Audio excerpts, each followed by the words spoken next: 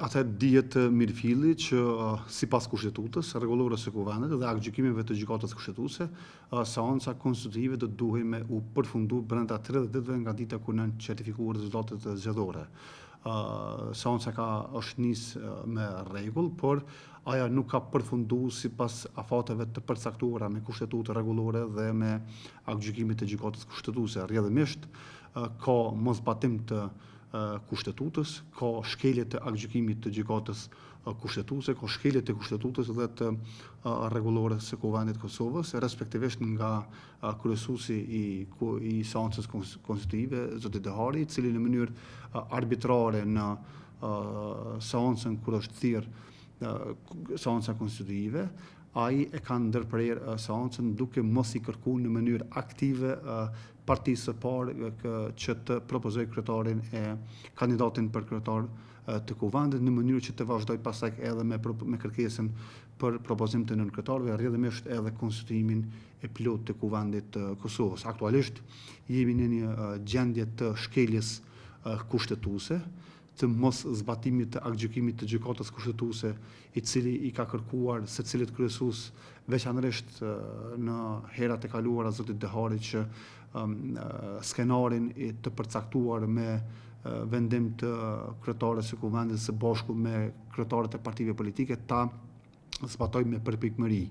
Një gjë e tillë nuk është duke ndodhur për arsye kryesisht politike dhe të instrumentalizimit të funksionit të këtij të kryesuesit të seancës konstitutive nga zoti Dehari. Ai nuk do duhet të lejonte që të bëhej pjesë e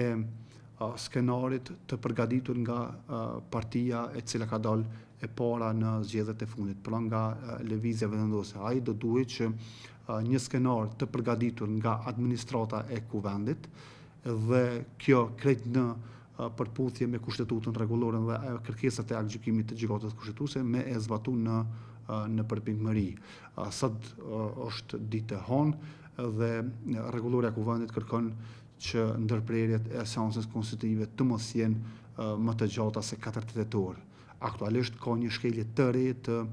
zotit Dehari, i cili do duhet ta thërrëste seancën konstitutive.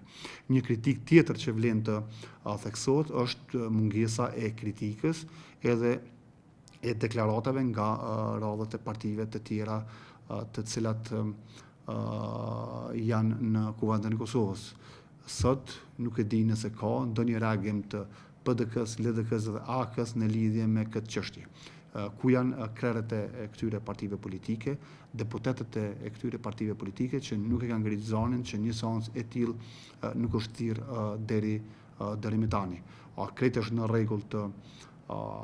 kritikohet zoti Dehari, Lëvizja Vendendosje, sepse e bart përgjegjësinë kryesore për mos zhvillimin në raport me konstituimin e Kuvendit, por edhe duhet kritikuar edhe partitë të tjera për mos aktivitetin e tyre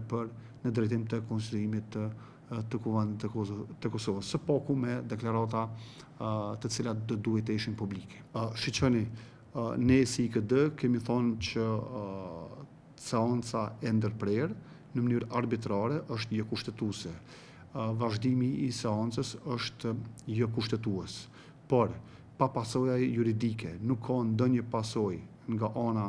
në raport me kushtetutën, në raport me aktgjykimin të gjykatës kushtetuese, se çka ndodh në rast se Kuvendi nuk konstituohet. Në 2 aktgjykimet e saj, gjykata kushtetuese nuk ka treguar se cilat janë pasojat. Në mungesë të këtyre pasojave, opozita ka bërë mirë që ka marrë pjesë, në kuptimin, më falni, PDK, LDK dhe AK ka bërë mirë që ka marrë pjesë në